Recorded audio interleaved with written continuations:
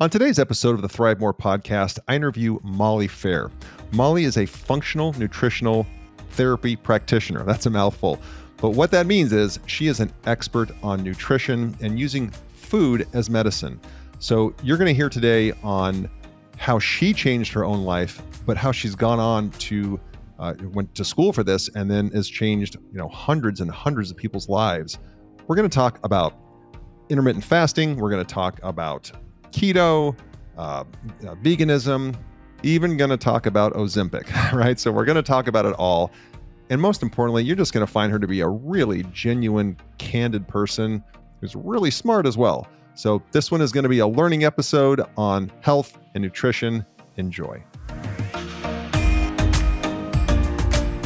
Molly is a functional nutritional therapy practitioner and a personal trainer at Phair Fitness and also Rockbox Fitness, one of the franchises that we represent. She's an expert at nutrition, and that's why I wanted her on this show. I want to talk more in depth around nutrition and health and how you can power your body to get through a busy day. So as I said, she co-owns multiple Rockbox Fitnesses, which is a boxing, kickboxing, and functional training franchise. And her locations are in the Boise, Idaho area. On top of that, she's just an incredibly nice and genuine person, and you're going to find that out for yourself here during the interview. So without further ado, Molly, welcome to the ThriveMore podcast. Hi, Roger. Thank you so much for having me on. Oh my gosh, my pleasure, my pleasure. So I know you personally from being one of our franchisees and a multi-unit owner, but can you share a little bit about your background, just in kind of your qualifications for the listeners? Yeah, for sure. So I am a functional nutritional therapy practitioner and a personal trainer and a business owner. So I'm an entrepreneur.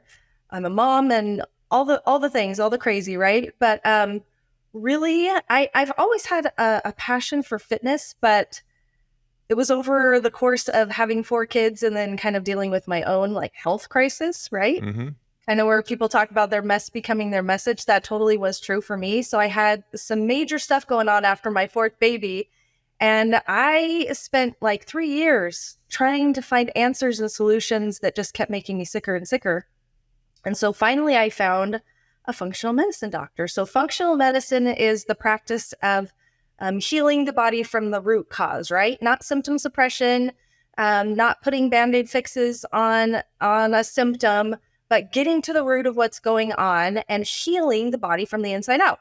And so I embarked on that journey, which was incredible. And the changes in my health and even who I was, physically, spiritually, mentally, emotionally, it was so profound that I was I need to figure out a way to do this. This is my new passion, my new calling. And so I stepped into that and I found a school. So it's through the NTA, which is the Nutritional Therapy Association.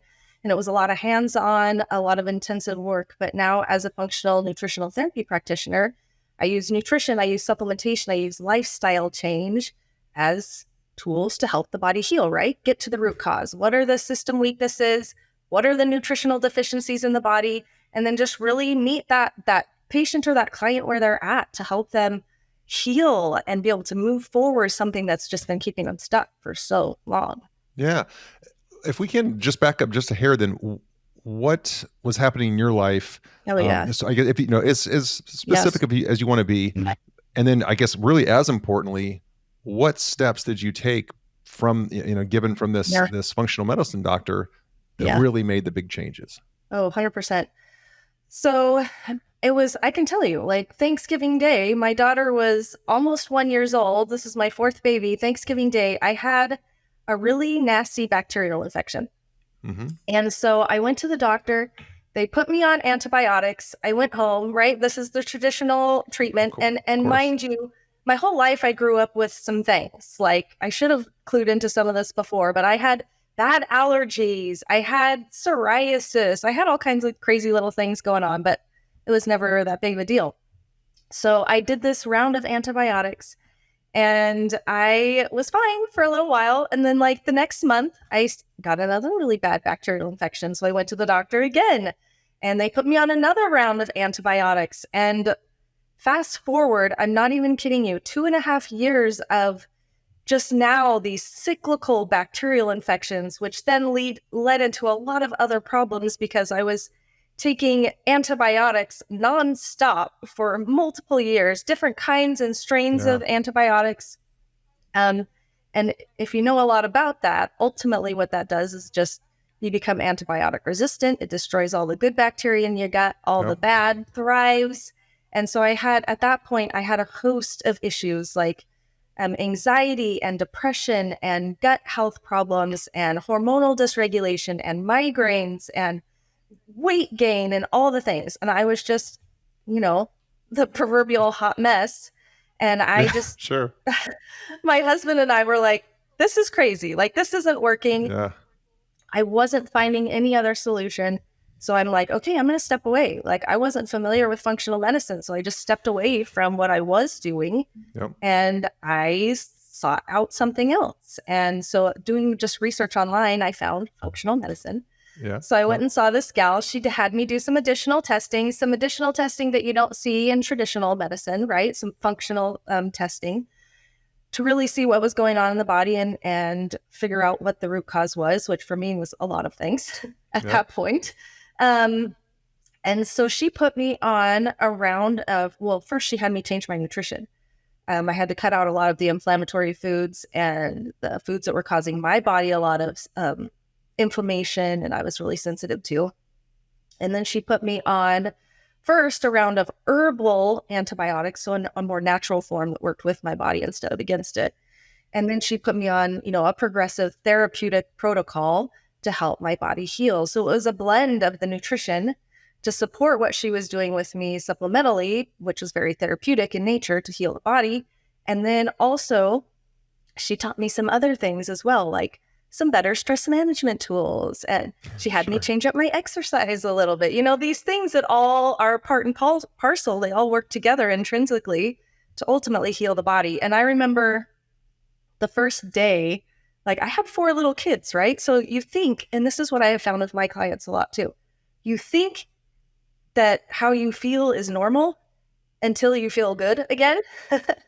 And then you're like, oh, wow, this is what feeling good feels like. Like, I remember the day that I didn't have to take a nap. Like, I had all day energy. And I was like, okay, this is where it's at. Yeah. Wow, that's cool. I don't know why functional medicine, this is coming from a guy who spent 25 years in the pharmaceutical industry. Right. And I am perplexed why functional medicine has not come more to the forefront. And I'm sure that there's a lot of powers that be that don't want it to come to the forefront, right? Because that's a whole nother discussion. yeah, we won't go down that road, but we could. I know that your family is very, very important to you. You are, as you said, a mother of 4, also a busy professional. How have you integrated then what you've learned through functional nutrition into your family? I'm sure there's a lot of people listening that they want to get healthy, but they also want to bring their family along with them. Easier said than done too. And that is something I'm hugely passionate about, right? I feel like, yes, we have to make changes for ourselves. And excuse my voice, I'm getting over a cold. No worries. You need a course of antibiotics. So we need to make those changes internally, but then yes, how does that bleed into the people that we love the most, right? So we can have that impact around us. And so for me, it was a gradual thing. At that point, I had kids ranging from like 10 to 4. And my oldest son is a really picky eater, which I know a lot of people can probably really relate to that. They struggle with trying to make changes because they're like, well, I have these really picky eaters and my husband wants this and whatnot. So honestly, what I started to do was I just started to make little changes in the home that were simple, and I didn't talk about it. Like, I didn't say to the kids, oh, we're not going to eat this anymore. And, made them just do these extreme things with nutrition. I just started replacing things. Like, instead of, processed foods like granola bars and goldfish, I started having other things in the house that they could eat instead, like having fresh fruits and vegetables available on the countertop and just not talking about it, right? Like, if it's there and available to them, they're just going to gobble it up. Did the same thing at dinner times. I just started kind of changing the types of things that we were eating. There was pushback sometimes from my kids, but my philosophy is you should never make double meals, right? I shouldn't have to cook something for myself and my children and my husband. Yep. So I would make dinner, and that's what was for dinner. Like some people think this is kind of rough, but this is what's for dinner. Take it or leave it with a smile, right? And my kids never starved. They found things to eat and they did okay. And they thrived. And then it was, just little things after that. Like I started to replace food. I stopped buying cereal. I stopped buying regular homogenized and pasteurized milk from the grocery store. And then I stopped using plastic containers, just little things gradually to optimize the health and wellness of our family. So it's just not something you have to do overnight. You can just make little changes as you go. Yeah. And you're right. I'm a father of two. They're both grown now, but it's fun. I think a child is always going to be a picky eater if you allow them to be a picky eater. But if you say, this is what's for dinner, you don't have to eat it. Now there's nothing else. There's nothing else. You can't go into the cupboards, but it's funny how quickly they're not quite as picky when that's the only thing and their stomach is growling. I love it. I think what would be really important to talk about is there's, if you Google nutrition or you Google best diet to lose weight, you're going to get a zillion and one answers on Google. And so, there's keto, there's like the zone diet, that 30-30-40, the vegan, there's all sorts of diets. And I'm sure, there's benefits and cons to each, but can we take a little bit of time and let's talk about maybe some of the biggest, I don't want to call them fad diets, but just eating programs. Let's start with keto because that one has gotten so much press over the last 10 years. And maybe then just feel free to, free form into paleo and the zone and all that. Yeah, sure. Because there's probably no right answer, but I'd love to hear kind of your thoughts on it. Yeah, for sure. Isn't it funny too? I'll preface it with, we're inundated with all of this information right now. So many, like you said, so many diets, so many programs, and yet we're the sickest nation we've ever been, right? Yeah. So prefacing with that, I think the biggest thing we need to be careful about is being too dogmatic or religious about something where we close off our mind to anything else. Because I feel like we are all such bio individuals, right? With very specific needs. We all have different system weaknesses, different possible nutritional deficiencies, goals. And so all of that kind of plays a role in what's going to be best for one individual. So like for keto, for example, I used to work in a clinic before I moved to Idaho where I was the main nutritionist and I would create protocols for all the patients in the clinic. And keto was a diet protocol that I created for the clinic, and I did use it as a therapeutic tool within the clinic. There are absolutely pros to a ketogenic diet, right? We know that being able to utilize fat more efficiently as a fuel source is really beneficial to the body. One, neurologically, fat is the brain's preferred source of fuel, right? So there's a lot of neurological reasons why it could be really helpful. That's why we see it improve people with Alzheimer's disease, Parkinson's, any other like neurological dysfunction, or we see people improve mental clarity and whatnot. It also allows people to burn fat more efficiently in their system, right? Rather than just using sugar as their fuel source. It can help balance blood sugar levels and reverse insulin resistance. So there's a lot of positive things about it. I used to use it with some cancer patients. That's the other cool thing about a ketogenic diet is it slows down the progression or can even halt or reverse tumor growth. Yeah. And so that's a pretty cool thing, right? Yeah. What are the problems with the ketogenic diet? I try to only use it therapeutically and for the right person, right? Like I really need to know what's going on with that person and if it's a really good fit. Because one, most people especially people who are just trying to do it on their own, aren't doing keto correctly, right? I call it like a dirty keto. Like they're eating a lot of processed keto foods. Sure. They're eating a lot of fats and like no vegetables, right? So they're really only getting like this one food group, and then it causes a host of other problems, right? Inflammation, nutrient deficiencies, all kinds of things like that. The bacon diet, right? Yes, Yeah. exactly. Or Sure. like what are those things? Pork rinds? Oh my Yeah. gosh. Ugh. But yeah, I mean, so unless done correctly and well and with guidance, you're not going to see the therapeutic benefits, and you're ultimately going to be worse off, right? Yep. Another reason it's not something I recommend a lot anymore is because it's really hard to sustain.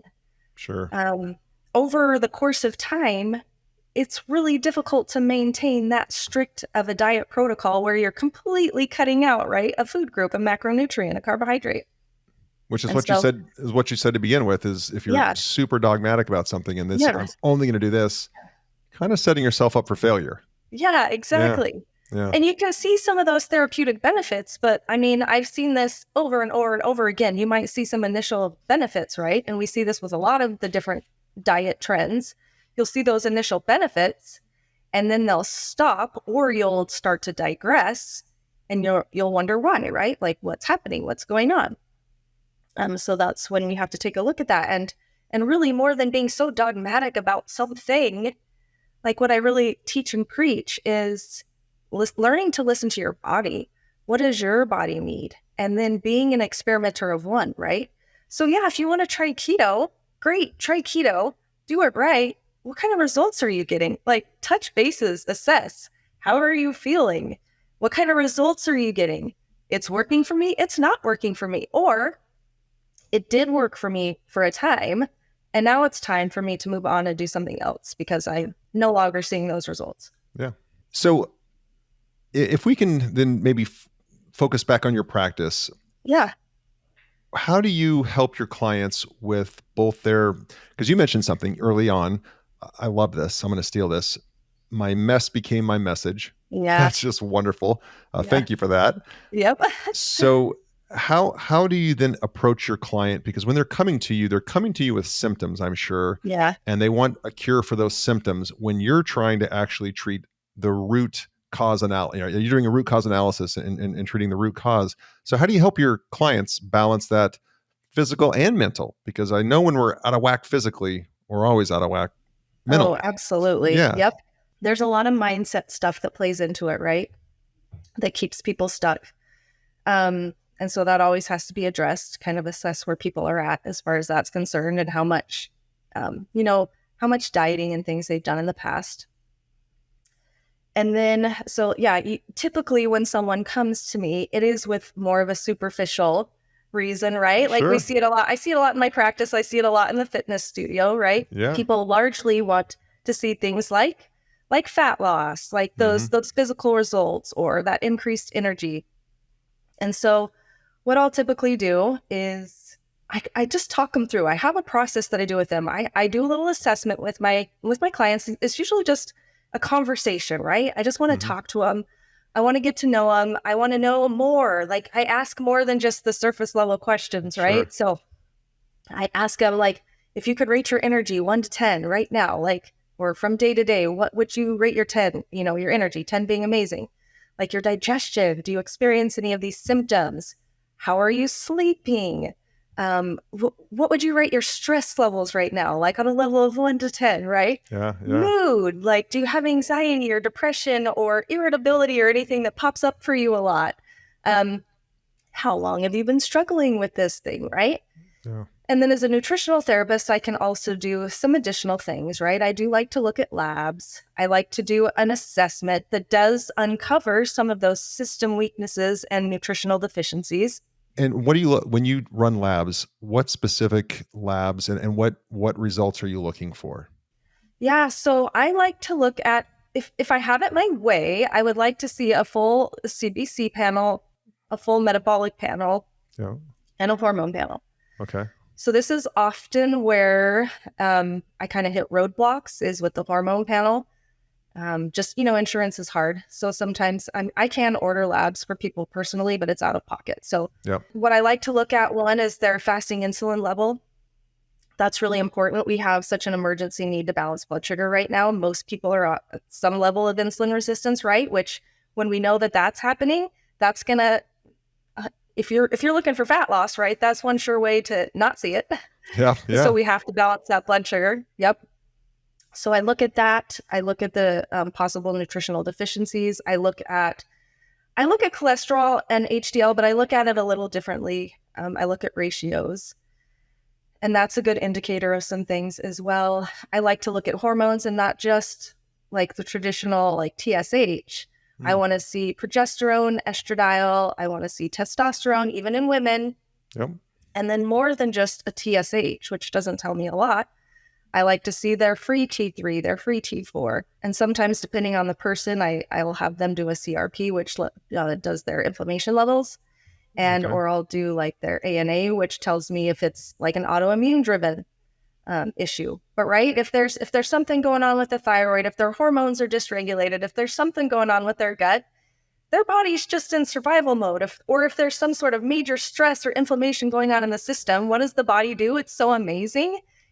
It says, okay, wait, we're just going to hold on because we just got to use our energy resources for keeping you alive, right? Yeah. It's not going to use any of those energy resources for things that it deems as optional, like fat loss or even fertility. We're seeing all these issues with fertility these days, right? Infertility issues.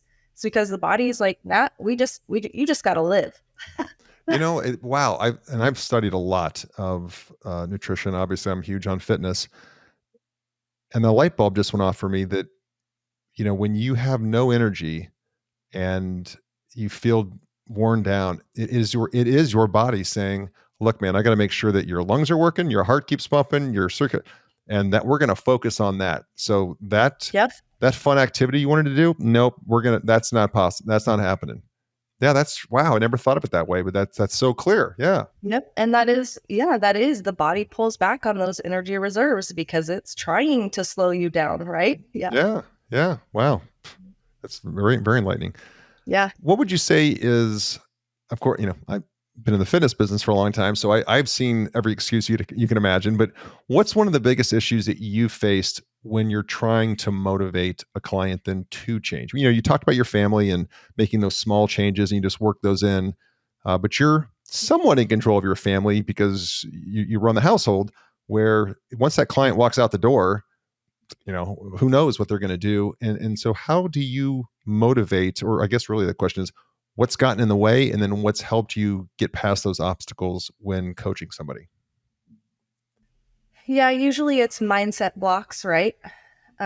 Negative belief or thought patterns that people have that they're kind of just on autopilot, right?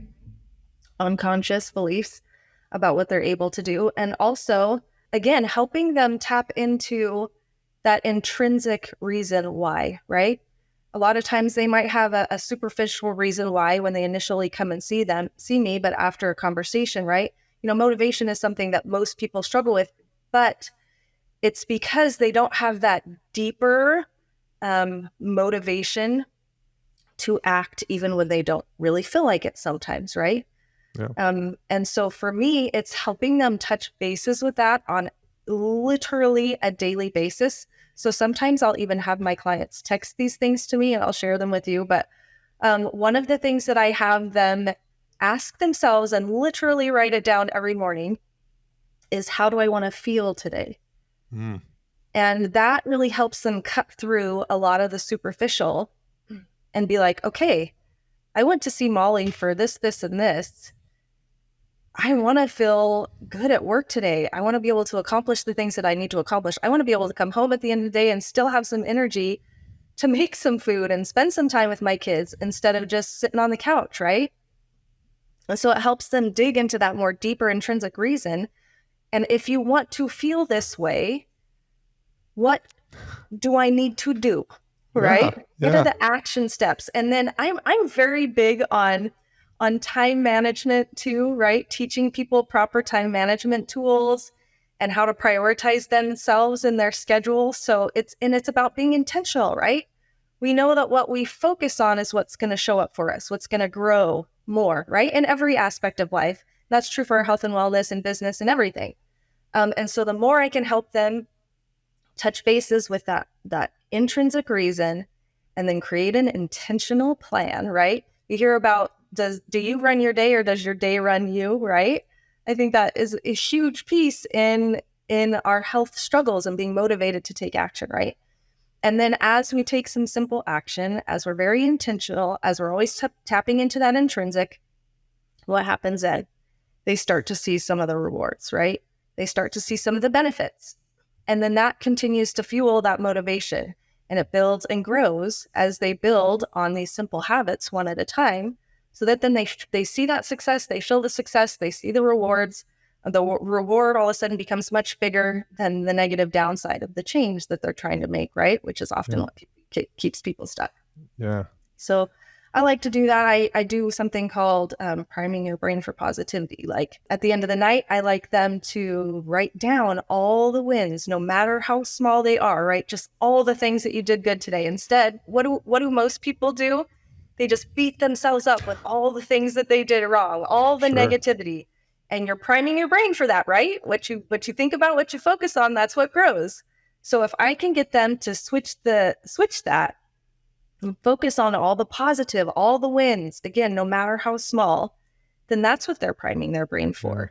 Our brain is so smart. So then that's what's kind of going through the brain at night. You get up, your brain's already primed for that. You set the intentions for the day, and then you keep moving forward. Love it. I love it.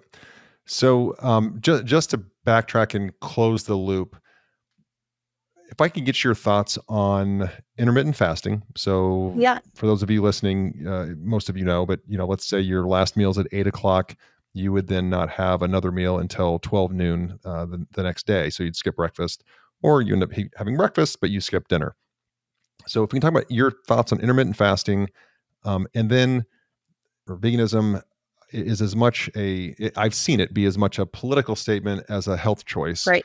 But I'd love for you to talk about the health choices and the pros and cons of that as well. So maybe just intermittent fasting and then veganism. Yeah, sure. I actually really like intermittent fasting. I think there's a lot of health benefits to intermittent fasting. And do you like it every single day, like 7 days a week, or is it kind of cycle on, cycle off kind of thing? That's where it comes back to the bio-individuality, right? Okay. What the person needs. Yep. Where I start them on an intermittent fasting protocol. I think it's actually really good to cycle in and out of intermittent fasting. You know how some people say the same thing about carb cycling, right? Sure. It's the same thing with intermittent fasting. Historically, back in the day, right, we were in times of feast and we were in times of famine. Yep. That's natural for our body. Sure. And some of the benefits of intermittent fasting, right? It allows a lot of rest and digest time. So it's really good for our digestive system. Intermittent fasting allows for autophagy, which is, the clearing out of bad dead cells and the regrowth of new healthy cells. So it's kind of anti-aging is what a lot of people like to call that. Intermittent fasting is really good at, reversing insulin resistance, leptin resistance, brings down inflammation, joint pain. So there's a lot of benefits to it. It helps balance out the body. There can be contraindications to intermittent fasting. And again, this is just where it comes back to the person and listening to your body. Like even if in my head, I'm like, I'm going to intermittent fast every single day this week. And I'm so set on that, right? And then something happens and I need to eat. Like I'm going to listen to my body, right?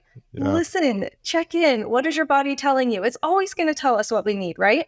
Yep. And so that being the number one driver, contraindications to intermittent fasting, some people need to, start slow and build into a good intermittent fasting practice, depending on if they have a history of really chronic blood sugar dysregulation or if there's some really big major stressor or inflammation going on in their system that we need to balance out a little bit first before they add an additional stressor to it, right? Yeah. Because initially, intermittent fasting could be seen as a stressor on the body, depending on the person. Overall, it sounds like, obviously pregnancy, you want to make sure you're feeding the child. Yeah, right.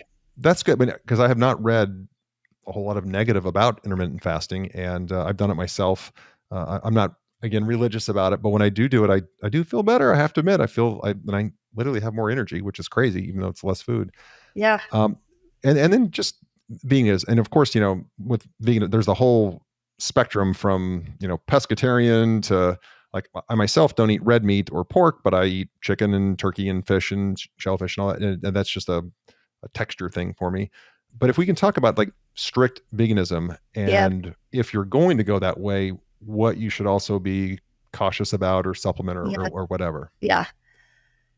So I think the biggest downfall that I see in clients, similar to the ketogenic diet, is when it's just done incorrectly. You have to be very intentional about the foods that you're eating so you get all of the macro and micronutrients that the body needs to thrive, right? And so that is what we typically see is you can eat an overly processed vegan diet. You can focus on just certain things that you like to eat, right? Because it does really limit your food options. Sure. You're eliminating animal protein, which has a lot of vitamin and minerals in it, right? Mm-hmm. And so there's that thing that you have to make sure you fill in the gap for nutritionally, right? So you have to make sure that you're eating a variety of foods, so you're getting a lot of different nutrients, that you're eating protein-rich, plant-based foods that are whole foods, right? And then we want to make sure that we supplement if needed, right? To fill in some of those nutritional gaps. And that's what I see is missing in a lot of people. They're trying to live this lifestyle for whatever reason, right?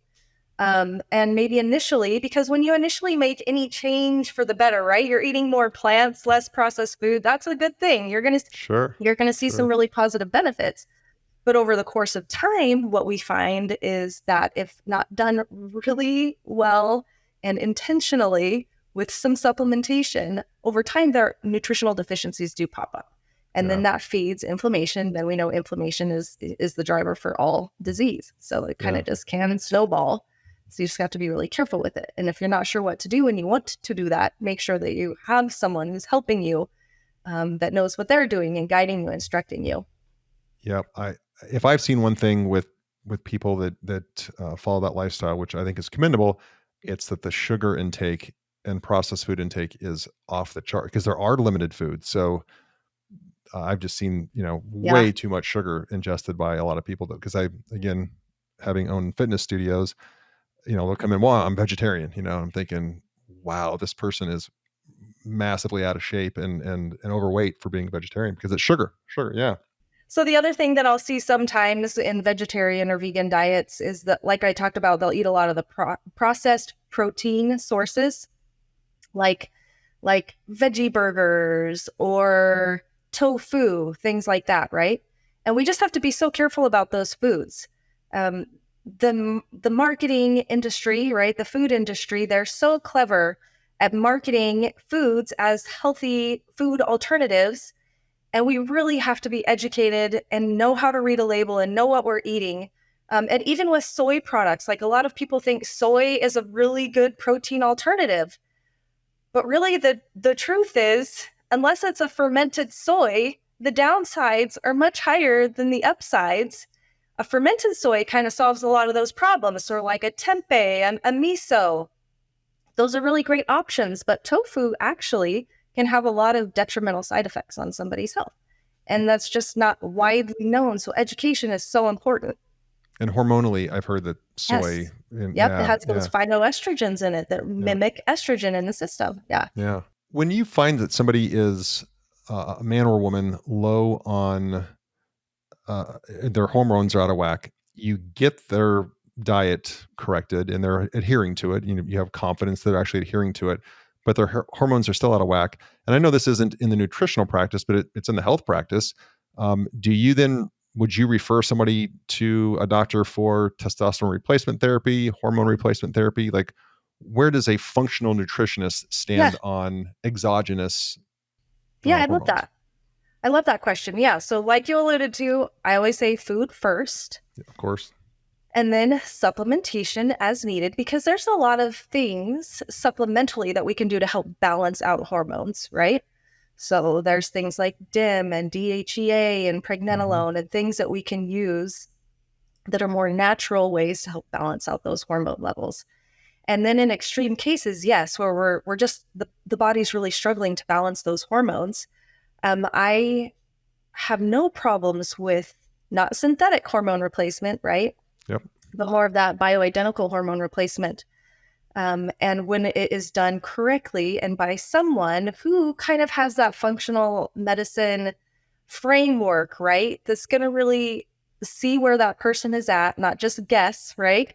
I've seen that a lot where people say, "Oh, my doctor said that this and this, I'm in menopause, and they put me on this patch with all this crazy stuff, and they didn't even look at their levels on a lab."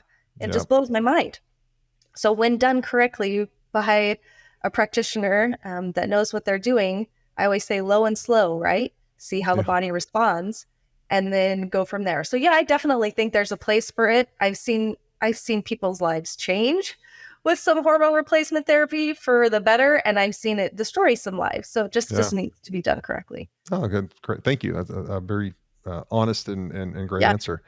All right. I'm going to throw a grenade out here. Oh, great. Let's go. Ozempic. I think I was driving in this morning and heard on the radio show that people talking about Ozempic. I'd love to know your opinion as a functional nutritionist. And you're obviously food first. I'm just more curious on where you think this is going, because whenever there's a wonder drug to me, and this is a guy, again, 25 years in the pharma industry, whenever it's too good to be true, it's too good to be true. And so what are your thoughts on that? I feel the exact same way. It's kind of like some of the other like weight loss medications, or this is another controversial topic, but yeah, that's good. Let's go. Something like metformin, right? Yeah.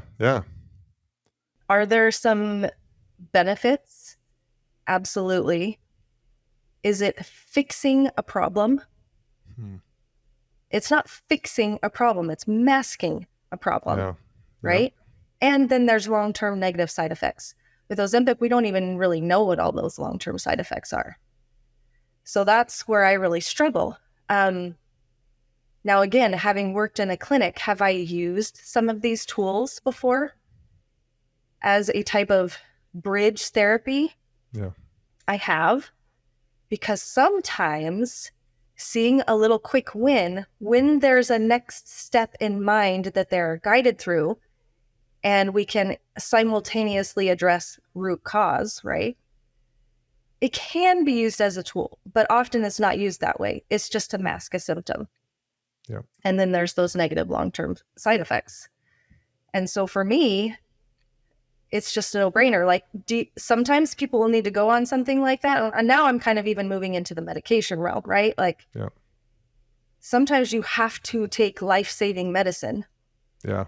It saves your life. And thank heavens that we have a lot of that stuff, right? It's such a blessing in all of our technological advances in medicine. But outside of that, I guess the question is to really ask yourself the reason why. Is it just to mask a symptom? Yeah. And do you know what the root cause is? Yeah, I think we are a nation of quick fixes, and I'll worry about the consequences later. I have a vacation in 2 months. I got to look good in a bikini or in swim trunks. Yeah. It's easier, right? It's easier. Gosh, yeah.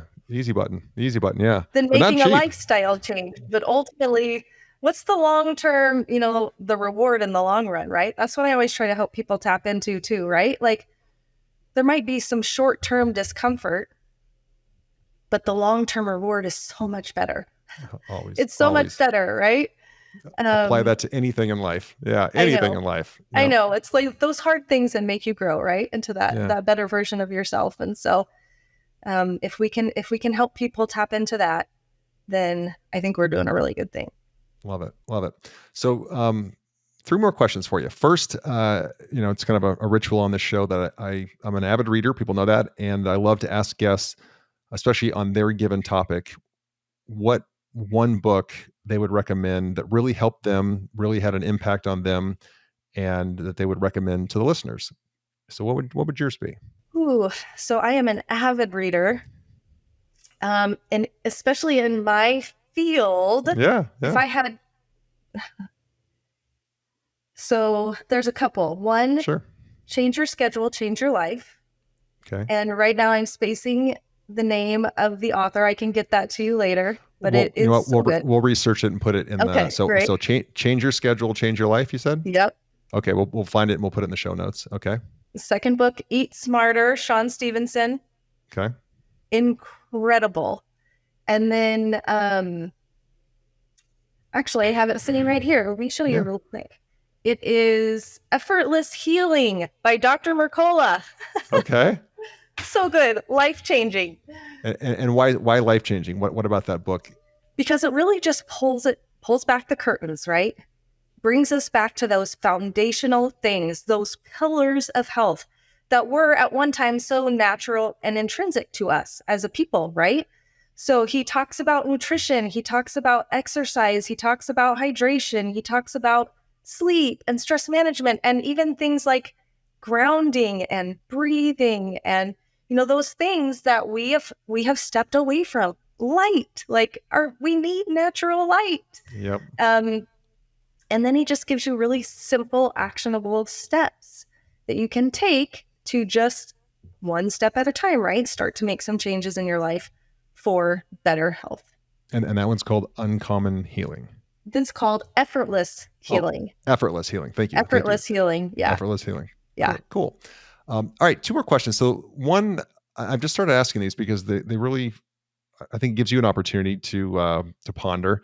But it's also, it's great for the audience.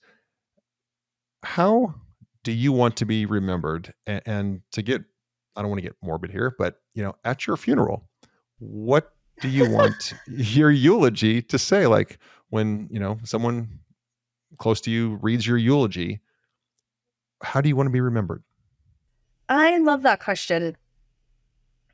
So something I try to live by every single day is what I call the 3 L's. And it's light, love, and labor. So if every day at the end of the day, I was a light to someone, right? I illuminated somebody's path in some way.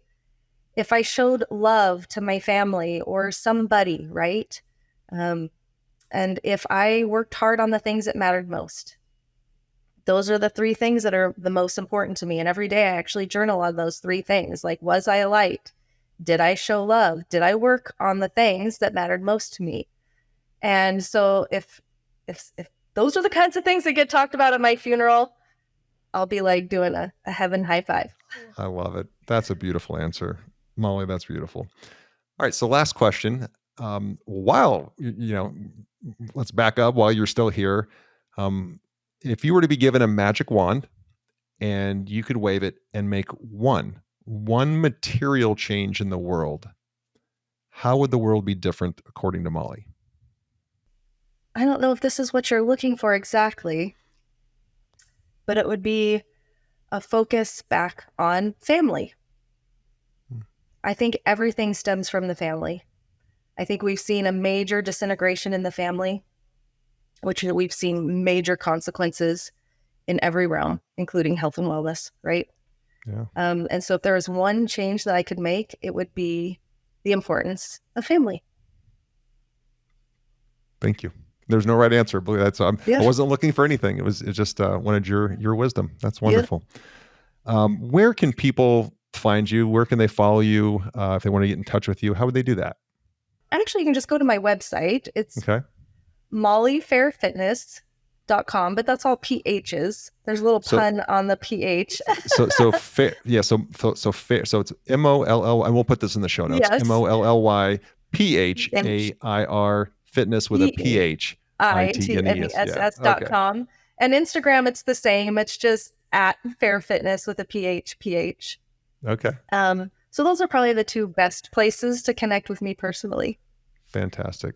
Well, thank you very much, one, for your knowledge and your insight and your expertise, but also just for your candid answers. Just very refreshing. Yeah. And again, as I started off the show, you're just a genuine and real person. And I enjoy you and experience you in a great way. So thank you for joining the show.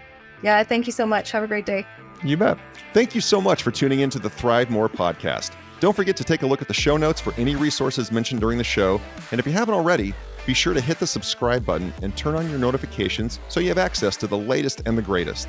I'd also like to remind you to check out our website, ThriveMoreBrands.com.